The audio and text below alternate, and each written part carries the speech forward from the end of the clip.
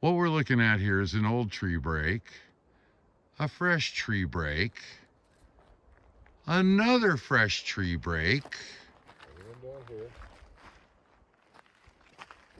another fresh tree break, Another fresh. and then we've got one right at Bill's feet. Now the question is, where's the trees? exactly, where did the trees go? Something's very suspect here. Some of these branches are just snapped off, but where's the rest of the tree? We got 1, 2, 3, 4, 5, and you said there's an old one up there? Yeah. 6. Where's the trees? Yeah, notice that they're just missing. It's just one short little section here. And you can see that there's no chop marks. It looks like it was broken. And across the way, we've got another one. And it's just strange because there's branches literally littering the place. And this is green stuff, so it's not going to be good for firewood. And it's too early to be doing Christmas trees. This is peels and stripped. And that's the way a lot of these branches are up here. But still, we're looking around. Where's the trees?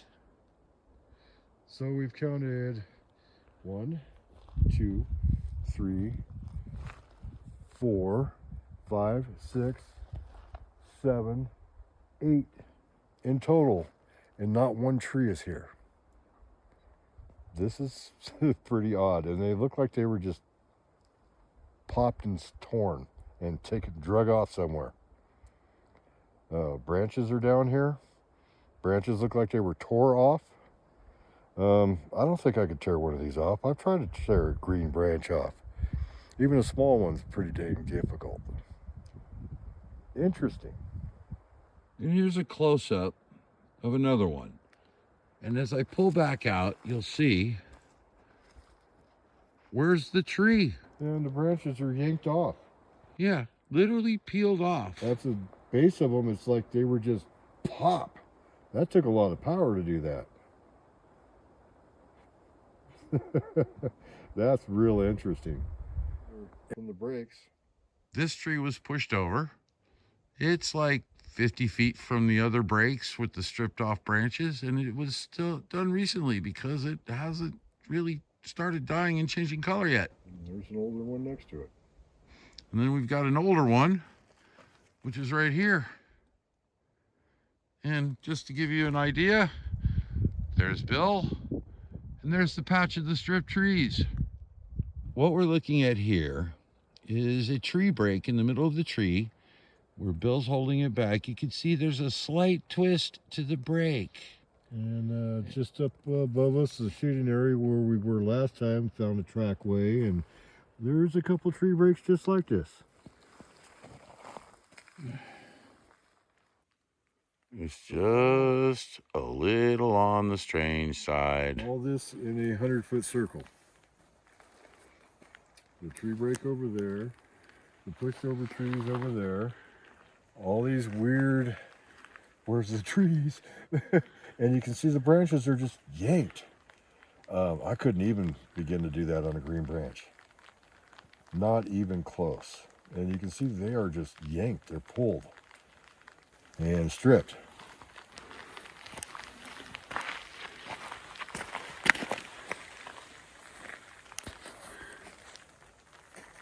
Trippy spot. I love it. This is cool. This is a fairly thick trunk of the tree. You can see that there are branches that have been stripped off.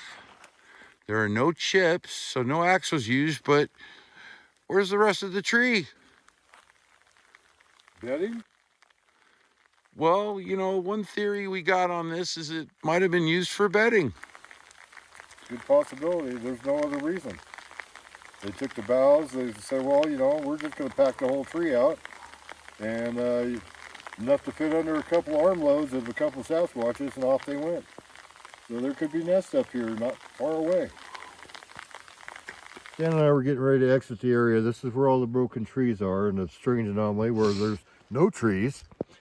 But I just noticed this shape, and you can see a mid-tarsal break push-up right there, and it kind of looks like a couple toes, possibly in this outline.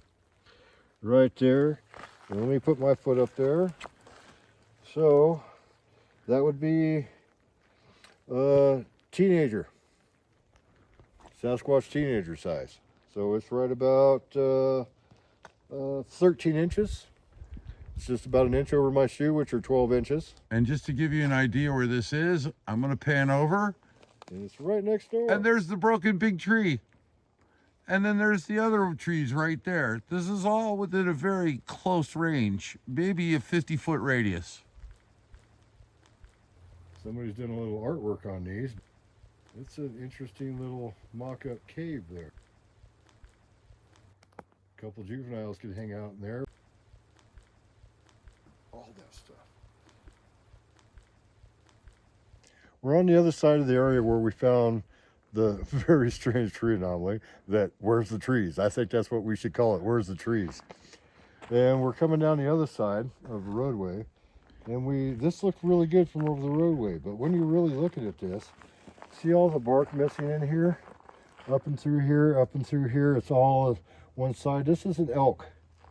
This has been an elk cleaning their horns, getting that velvet off the horns, and kind of polishing their, they got to look good. It's chick time.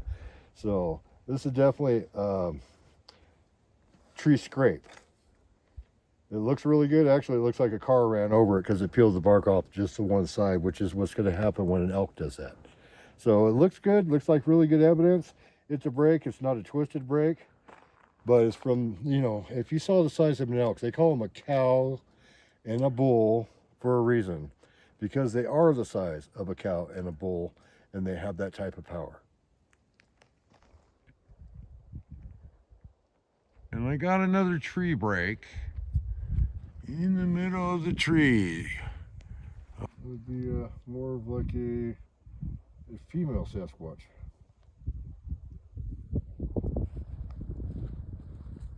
Probably not real tall, but toes. And who knows how far down that came. But that definitely stood out. There are some tire tracks through here, but they missed this spot right here. So another interesting spot, all in the same neighborhood.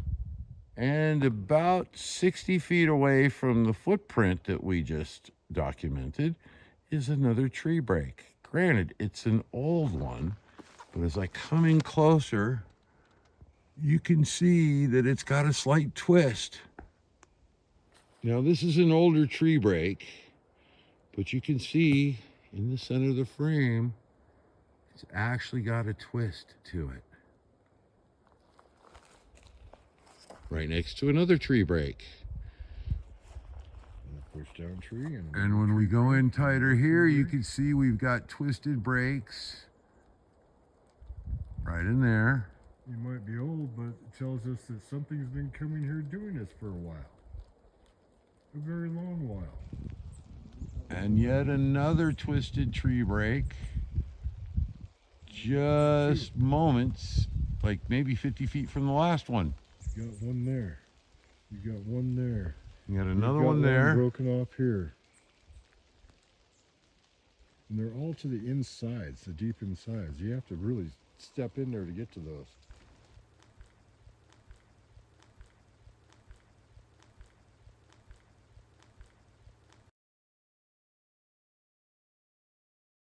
Okay, this one's strange.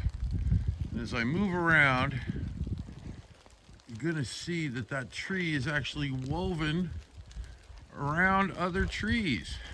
And they're all tree breaks. And they're all tree breaks. So what are the odds that it actually fell? And then we've got a tree break right up here. It goes perfectly at 90 degrees. And that's rather high up there. On top of there being all these tree breaks, there's a trident tree. It's It's not as big as the one in Bill's area, but it is definitely strange, being that it's right next to this woven tree. And as I pan up this tree, you'll see it's woven around trees. And there's the one we just looked at. And the trident's in the background. Again, it's multiple things in one small area that make you go, So when you find something, pan around, look around, fan out. You might find more stuff, and that's when it gets really interesting. So we're just about 250 feet or so down the road from Dreamweaver and the latest weaved trees that we've found. And here's a twisted tree break. And just to give you an idea, that's Forest Service riding for a timber sale. And there's the road. And there's the tree. And it's been twisted. Well, we finished another Tuesday of running around the mountain. This time in Stan's neighborhood, again. We weren't skunked. No, we weren't. We actually found some interesting stuff. It was an area we've been up to before where we found some other evidence and we thought we'd explore it a little further. And by fanning out, we found a lot of tree breaks. What would you say, 50? Probably in that neighborhood. Then we found, where's the tree? About 7 or 8 different trees that are busted and gone, and not very old either. Again, the big thing is when you find something, spread out, look around the area, and if you find multiple things, then you might actually be onto something, because they don't seem to do just one thing in an area. They do multiple things. And that's what makes us go, this is strange, doesn't look natural. And one thought we had about the disappearing trees is the possibility of them taking them off and using them to put a nest together. Maybe a daybed. You know, that would make a lot more sense, because we covered a probably 200 yard by 200 yard area. We found all those tree breaks, a lot of strange anomalies, these 7 trees that are missing, that are freshly busted out. But it would make sense that if they're looking for materials for some bedding, maybe a daybed, possibility, we don't know. We weren't there, we didn't see what they did with it, and didn't hang around to let us ask questions. You know, we don't know what happened, how it happened, but it wasn't normal.